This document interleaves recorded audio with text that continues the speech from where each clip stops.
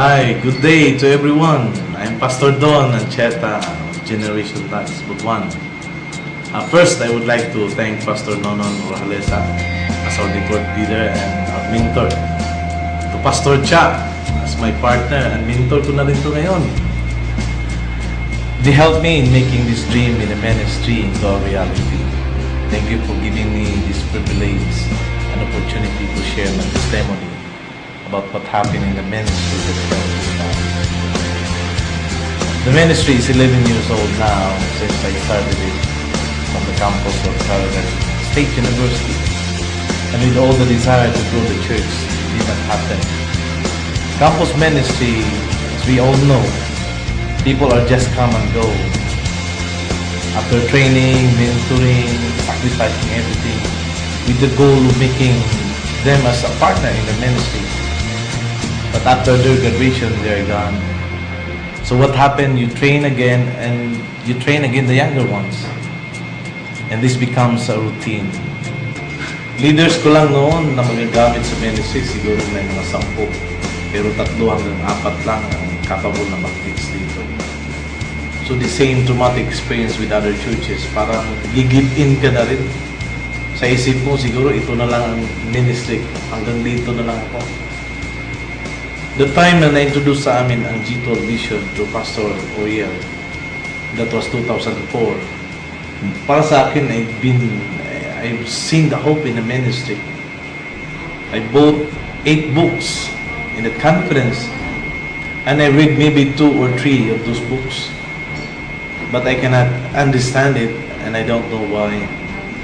Maybe because there was no such thing as mentoring, and the ministry that I growing in our area using the system. So it eventually died down. Until a Son of Mindanao 1 held at Davao City 2007 with Pastor Rich, I could remember that. Pastor Rich Whitman preached about devotion. That time I felt I was born again. Since that time I pursued the vision, attending every conferences held at Davao, the National Convention at Manila, asking the pastors who really running and successful in the vision. There was a lot of failures in our application, frustration and challenges we encountered enough to stop us from applying it in the church. But we continued until we understand the so-called nuts and bolts of the vision. And soon, I've seen the effect in the ministry and started to grow. Today, we have 288 cell groups. Our goal is 300 this March. With 153 cell leaders and 69 emerging cell leaders in just 3 years of G12 application. We open a youth ministry every Wednesday at the heart of the CSU campus. We call it a campus revolution.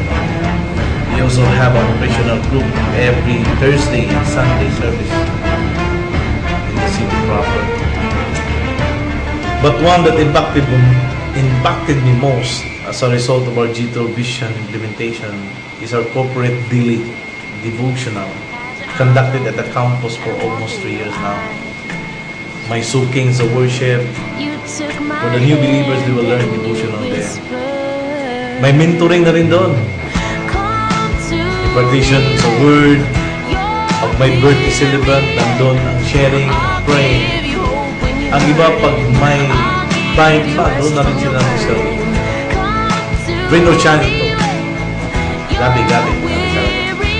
So napansin ko, pag maganda ang kanilang devotion, magaan silang dalhin. Ang bilis ang spiritual nila. Parang walang nagre-reveal eh. Kung meron man, siguro kunti lang. Di gaya noon, talagang marami sila. Last February 14, just this year, 2012, we had a grand gathering and we were able to gather 1,500 plus. Despite sa maraming kasabay na activity sa city at barangay, where we have an influence doon. Kasi nga, it's Valentine. Our goal was 212 people at that time. Through that activity, it exposes the strength and capacity of my leaders to influence the multitude. Sila mismo ang nag-raise ng mga expenses nila. This year, marami kaming plano. We have 2-year plan, my conquest at mga harvesters. But we really focus on strengthening our for 144 leaders.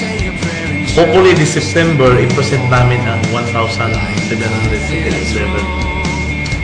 With that, thank you for giving me that. Thank you for giving me this chance.